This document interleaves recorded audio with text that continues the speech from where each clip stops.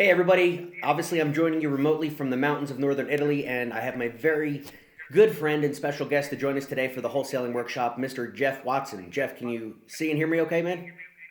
Yes, brother, I can. It's a privilege to see your happy face. Yeah, well, I'm glad to have you here, man. I got a little shady connection today, so you're going in and out, but we're gonna make this happen, and now I can see you again. So anyway, so Jeff, it's interesting. We're holding as we speak. There are people in the building watching this streaming around the country. There's people that are going to see the replay of this, and the whole topic of the day is wholesaling, right?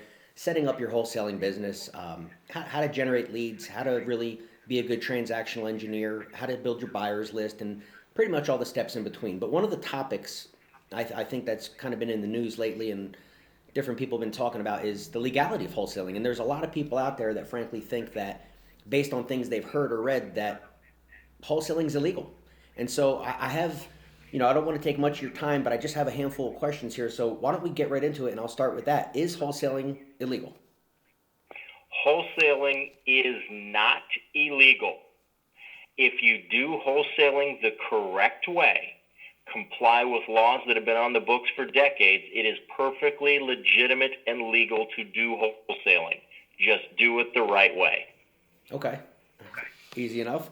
Well, let me ask you this then. What are some of these things in the news? Like with your finger on the pulse with legislation and local and state and even federal agencies. There's a lot of rumors, or maybe they're true, that they're trying to crack down on wholesalers and they're going after people. So can you tell us what you know about that? And That is that. Sure.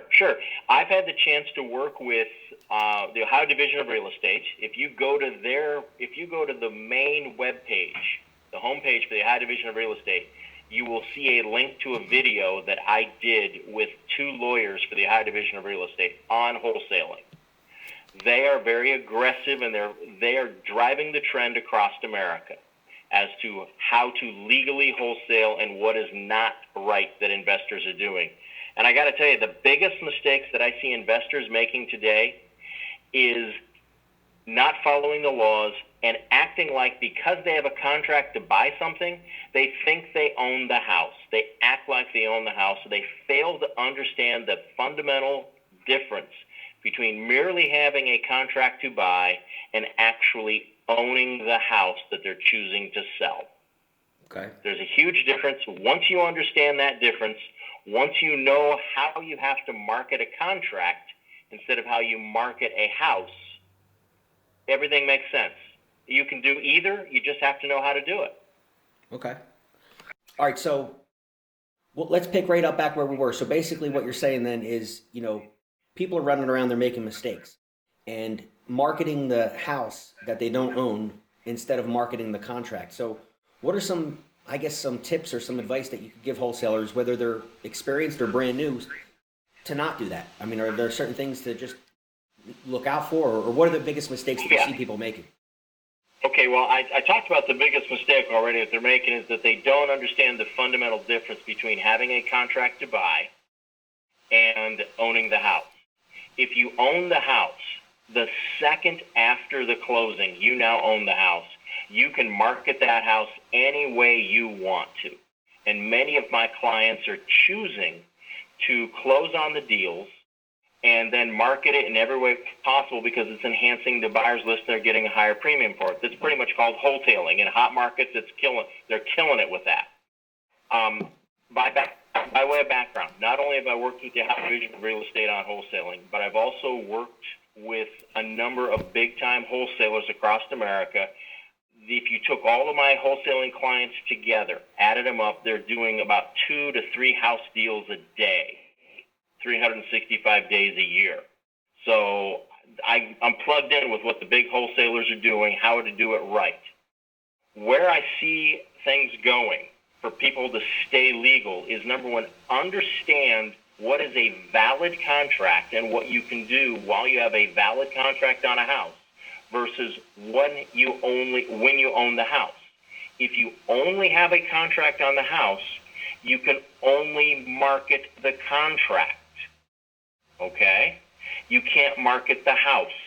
That is a huge issue that regulators are cracking down on all across this country. Okay. In the sense of because they're marketing a house that they don't own, or they're also acting in the capacity as a licensed agent when they're not, right? Exactly right, man. You nailed it right there. Okay. And furthermore, if someone does have a real estate license, that's not an excuse. You still can't market the house unless you have a listing agreement for the house, right? Exactly. Once again, you're answering the questions as you ask them, brother. I love it. I've been hanging out with you too long, man. I don't know. You know. So, okay. All right. Well, that being said, where does okay, here's a good one. And this was a question I asked people that are going to be attending to kind of send in a handful of questions. And some of them I sent you, some of them I didn't because I just got them this morning. But where does an equitable interest come in? And Jeff, you, as you know, the basis of our product and obtaining an equitable interest in a property through the contract, specifically through our addendum, allowed us to market the property, list it for sale, etc., without actually owning it. How could that apply, if at all, to wholesaling? Okay, excellent question. Very good question. An equitable interest may or may not exist when you have a contract on a house, but you have a contractual interest on a house, okay? In the short sale arena where you and I paved the way, changed so much, and showed investors how to do deals, every short sale we worked on was already listed by an agent. There was already an agent, a licensed agent, working under a written listing agreement marketing the house. Mm-hmm. When we put it under contract, the contract allowed for us to continue to have the house marketed by that same licensed agent. In a wholesale deal, there's not an agent involved 99% of the time. So there's no written listing agreement. There's nobody that's legally allowed to market the house involved. So now you just have a contract. You have to only market your contract. And I know people are going to say, well, Jeff, can I contract to be able to market the house? And the answer is no. Two people can't write a contract to break laws. I can't make it a deal with you, Brian, that we're going to break the laws of the state of Pennsylvania or the state of Ohio. We can't do it. We've got to abide by those laws. And so if I have a contract on a house and I have both the intent and the capacity to perform, I have a valid contract. Now I can market that contract. If I don't have the intent or the capacity to perform to buy that house that I put under contract, you don't have a valid contract. So go out, make offers once you know you've got a source of private money that you can use to close and fund the deal. Okay. So now, do you have to have money in your hand in order to buy the house? No. You can put money in. If you've got a relationship with a private lender that'll fund the deal. If you're reasonably certain you've got one or more, two, three, five lenders lined up, one of them's going to fund the deal. Go put it under. Go make the offer. Okay. You know? So go make the offer. So there's two things you just said I want to get back to. You said intent and capacity. Capacity meaning that you actually have the physical means in the form of money to actually buy the house, right? Right, exactly. Now, what about intent? Exactly. What do you mean by intent? Well, if you're putting a property under contract solely for the purpose of reselling it, then you may not really have the intent to buy the house, and it may not be a legitimate contract. Instead, if you're putting the property under contract at a price that you would buy it, that you would close on it, and then you would either rehab it and resell it, or after you bought it and closed on it, you continue to market it. God bless you. Rock on, baby. Okay. I'm going to share this secret with you. My clients that are making more money doing wholesale deals are double closing their deals. They're not assigning contracts. Assigning contracts is for people who want to make cheap paychecks. Double close the deal and we'll make 2 and 3 times as much money. Okay. That's something I want to actually, I had a question come in about the double close, but I want to come back to that in 1 second. Just to back up a minute to an equitable interest, and I didn't know how to answer this. So basically someone approached me and they said, all right, Brian, so I have your course, the course Flip Free Profits you and Jeff created, and can't I just take your supplemental short sale addendum, change it, call it something else, but keep the wording in there which grants the equitable interest as a wholesaler, and then use that in addition to the contract to then not list it, okay? There's no agent involved, like you said, most times, but then maybe put it on Craigslist and do that because you have the express, I don't know, I guess the permission from the homeowner. But if I understand, you can't do that, right? That's right. You can't do that. I cannot make a private contract to circumvent established state law. Okay? Whether I do it with a landlord-tenant relationship or anything else, I can't make a contract to do that. Brian, if you could, then the mob would have never been prosecuted for loan sharking. Yeah. Okay? What mob? You know it doesn't exist, Jeff. Okay. All right. Well, theoretically, then. Right. Okay. All right. That was a big one, and I honestly didn't know how to answer that. So that actually taught me something. Because I kind of thought, well, shit, why not? Maybe. Hey, you have an interest, but okay. And the laws you're speaking about, what would be the real estate commission? The I guess Right. Okay. And here's the first thing I would tell anybody that's thinking about wholesaling. The first thing there's two things I want you to do. Number one, use your favorite search engine and look up in your state's real estate license law. So if you live in Pennsylvania, Google Pennsylvania real estate license law. Read it. The second thing is look up the definition of real estate broker in your state. Under your state's laws, what's the definition of a real estate broker? In all likelihood, you're going to find that it's going to be someone who for another for a fee. Okay? Okay. And if you're a licensed agent, you can sell someone else's house and make money. Now, when you take that phrase, who for another for a fee, and you break it down, the who is the person who's trying to do the activity. They're trying to sell the house. Okay? For another refers to the owner of record of that house. And for a fee means for a profit, as a commission or as a wholesale spread or whatever. And so if you own the house, you can sell it. If you don't own the house, you can only sell the contract. You can market the contract. And that's the powerful thing that most people don't want to understand. They want to think, well, I've got to be able to sell the house. No. You can advertise and market a contract on a 3-bedroom, 2-bath, 1,800 square foot split level home in the Jacksonville subdivision. And you can have people who want to buy houses in that area, rehabbers, other people that want to do stuff, landlords. They'll contact you because now you've got a house that fits their parameters. They're interested. They're going to say, okay, I want to know more about the contract. Great. Let me tell you a little bit more about the contract in the house. Well, I need to see the contract. Great. Here's page 1 of the contract. What's on the contract? The address of the house. Okay, so now in a private conversation, the address of the house is released and disclosed, not in a public, internet, broad, newspaper-like, scream it from the rooftops disclosure.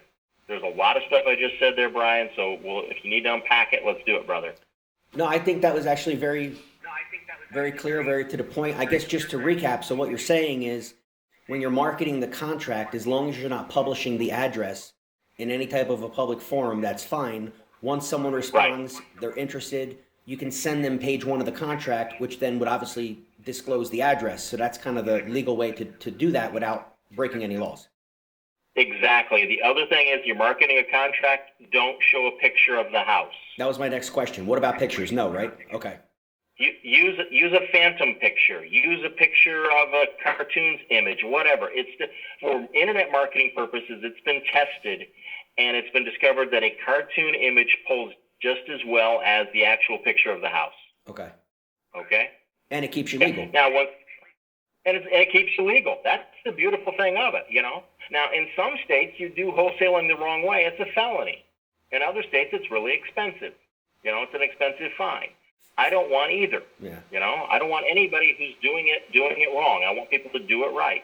And I'm going to tell you, the three big no-nos in wholesaling. I'm going to wrap it up with this, Brian. The 3 big no-nos in wholesaling: bird dogging, paying people who do not have an interest in the deal, paying them money for getting you a lead that you close on.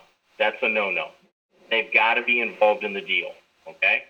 Number 2, co-wholesaling, trying to market someone else's deal where you're not an owner of the house and you're not a party to the contract. That's another no-no. And the last thing is reverse wholesaling, where you're trying to sell houses that you do not yet own, trying to find buyers so that you can go find the house that they might want to buy from you. That's wrong. That's backwards. Don't do it. You can only market and advertise for sale stuff that you actually own. Whether that's the house or the contract. Exactly. You own the contract, man. I have a contract to buy a house with you. I can market the contract. Okay. Let me two quick follow-up questions. So what would be an example of a legal way to use bird dogging? People just, maybe they're going through the education. They're just new to our group. They're not ready to do a wholesale. Tell the bird dog to make the offer. Make the offer. Okay. Tell the bird dog, hey, Joe Blow, you're my bird. You think you want to be a bird dog? Make the offer. So that me and my partner can buy your house. Okay. Make the offer. Joe Blow, bird dog, put down $100 to the $500 earnest money. We're in the deal together. That way you can get compensated legally. Okay. Okay? Yep. Co-wholesaling, that's pretty obvious. I mean, people do that all the time because they're just trying to take shortcuts, and that's a whole different discussion for another day. So two last things, and I'll let you run, Jeff. You mentioned double closing, okay? Yes. Obviously, that you would have, and I know some of the biggest guys that in the country that you're representing and working with are doing that now. One of the, I think, initial concerns for people would be, well, a lot of times people do double close. Basically, of course, it goes without saying you have to have a good relationship with your title company. But now you also need the funds, even if it's transactional funds. So accounting for the cost of the money and the closing fees, et cetera, are they just building that into the deal? And are they making more because they're double closing? Yes, they're making more because they're double closing. And here's how they're making more. Once they double close on the deal, they're funding it with 30-day money. They then have the luxury of shopping for the higher, better offer from another cash buyer, particularly in the hot markets, that can come in, fund, and perform, rather than trying to assign it to the first person, the first warm body that'll give them $1,000 or $2,000. Okay? Makes sense. Okay. Secondly, how can one legally get out of a contract if they cannot find a buyer? Okay, Brian, first of all, the question bothers me because that means they entered into a contract without the intent to actually perform and buy the property. Well, let's say they had the intent and the capacity, and then something changed in their life, and now they have to terminate. There's two things they can do. If they're still within the inspection period, if they're still within their due diligence or inspection period, they can notify that they have found something in the house that makes them no longer want to buy it. They don't have to specify what it is. If they're outside of their due diligence inspection period, they can just simply say, I'm sorry, circumstances have changed. Please keep my earnest money. I need to bow out. Okay. What do you see, or what, I don't want to say recommend, but what do you see as a standard time period for that due diligence inspection period on these types of deals? I think that you need a minimum of 21 business days. Okay. Minimum of 21 business days, because that's about how long it's now taking for title work to come back, because it's not just about the foundation of the house. It's not just about the roof and the windows and everything else. It's about, let's talk about the quality of the title. What's been going on with this house. I mean, the last 10 years have been absolutely destructive on the quality of title that's on some of the houses that are out there now. Okay. with robo signings, multiple assignments, dubious foreclosures, all those things. Those are all questionable things that are out there. So I like to give 21 business days. Okay, that's fair. Last question I wrote down, and then I have one final thing for you, Jeff. I know you're running tight on time. How much time do we have? I've got about another 10 minutes max, brother. All right, I will keep an eye on that. If I get close, just let me know. We'll cut it off. But here's a question somebody on our team emailed in. I don't know if I sent this one to you or not. It says, what does a buyer's representative agent need to do as a part of a JV, and how does one protect their interest in a deal so they can get paid and get their buyer their property? Okay, I'm repositioning my phone for just a minute here. What is a buyer's representative or agent? Well, when they say buyer's representative agent, are they referring to as a licensed real estate agent? Yes, this or guy's. are they talking? Yes, this guy's an agent. Okay. Need to do as a JV. Okay. So they're actually representing the buyer. Yeah. And they're a member of the buying unit. Correct. On a non-listed property. Okay, that's fine. That means they need to do two things. Number one, they need to disclose that one or more members of the buying entity is a licensed real estate agent, and they need to have a written JV relationship, written document outlining the nature of their business relationship with the other people in the transaction. And how do they protect their interest in the deal so they get paid? Well, come on, man. If the check out of the title company should be paid to the entity, then the entity needs to divide it up the way it should be, you know? How does one protect and their buyer get the property? Well, you know, it sounds as if they're representing a buyer, or it sounds as if they're in a deal with people they don't trust. Mm-hmm. Okay? And I would tell you that if you don't trust them, don't do the deal. Don't be in business with them.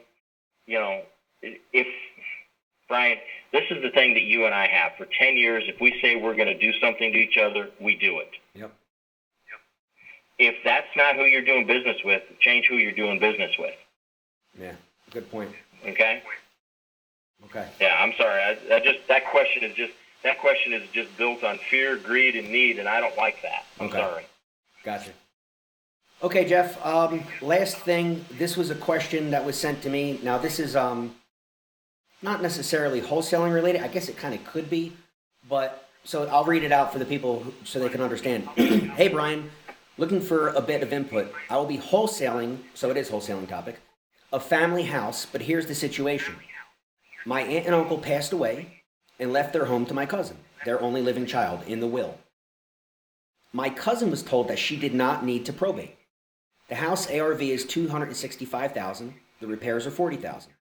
The house was paid off, but before my uncle passed, he took out a loan on the home for $192,000 interest only. The bank has told my cousin that they will take a settlement. They are requesting a settlement offer letter, a hardship letter, and proof of funds. My questions. Number one, does this house have to go through probate, being that it was willed to her, and she also had power of attorney before they passed away?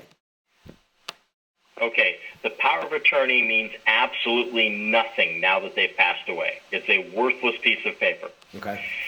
Yes, the house is going to have to go through probate. The cousin is going to have to be appointed the fiduciary of the estate so that they have the legal basis to negotiate the discounted payoff with the bank. If the bank's interested, if the bank says they'll take a discounted payoff on the 192, somebody's got to have the authority to do that, and that means somebody's going to have to be appointed in the estate to do that. So yes, it's going to have to go through probate. Okay. Follow-up couple questions. What percentage, and you may not know this answer, I don't know that there is an answer. What percentage do the banks usually settle for in this type of situation, also being that the home has equity in it? And furthermore, I'm thinking, why would they settle? Exactly. But here's what I'm concerned about. The thing I'm really concerned about is what happened to the 192 that was borrowed by the guy before he died. Okay. And how much time passed between when he took out the loan and when he passed. Because banks will get really, really offended and dig in hard if they find out that a borrower with a terminal illness took out a huge chunk of money. Okay? Mm-hmm. So they may want payment in full. Be prepared to do that. Okay? Be prepared to do that, which means that you're looking at probably having to spend $195 to get the thing. And then I'm really not sure that the ARV, I'm not sure it makes a good deal. Well, you put 40 on top of that, shit, you're at 235. Yeah, that's not even a deal. That's not a deal. So, I mean, to make it a deal for an investor, you're going to have to go in there and try and get this thing at about 150. Okay, 150. Otherwise, it's a great thing to just put on the market and list for a real estate agent to see if someone will come in and, buy it and wipe out the 192 with a little bit left over to the estate. Okay. Does anyone know where to find an example of a settlement offer? Well, there isn't one. It's called a contract and a proof of funds. And a hardship letter. Well, that's pretty standard. You write what happened. Yeah, tell the story. Yep, tell the story. Take out the violin, the cheese. I I mean, Brian, you've only done that, what, a couple thousand times? Yeah, just once or twice, Jeff. Yeah, that's yeah. Okay, I can help you with that. Okay. Okay, we're going to offer 75, but she does not have the whole 75. We're going to pay to settlement with funds from selling the house. How can I get a good proof of funds? Well, that's, again, you can start wherever you want. I mean, you're talking 150, they're talking 75. I mean, you can start wherever you want. But if you have all these documents in place, now I guess it just becomes a matter of negotiating. And like you said, how hard are they going to push back? I mean, did the guy pull out an equity line for 192, 30 or 60 days before he passed, and now all of a sudden, where's the money, right? So. Yeah, that can be a real problem. 75 is a ridiculously low offer. I don't think they'll have any credibility or success with that number given this fact pattern. Yeah. They've got to go in, and I think they can argue 150. I think they can argue 150 by saying this: the house has gone down in value because of their passing away, because of they're unable to maintain it. Hopefully there was a significant amount of time that shows why the repairs had accumulated over time that they didn't get handled because the guy was in poor health. Those are the kind of things that I see. But you got to be so careful on these things. Okay. Jeff, I know our time is up. Do you have any closing thoughts or tips, or just to leave with everybody that's watching this live or on the recording, just to keep them safe? I do. I have a tremendous amount of information available that anybody who wants to take a look at it can and should if you're interested in wholesaling. It's on my blog, watsoninvested.com. watsoninvested.com.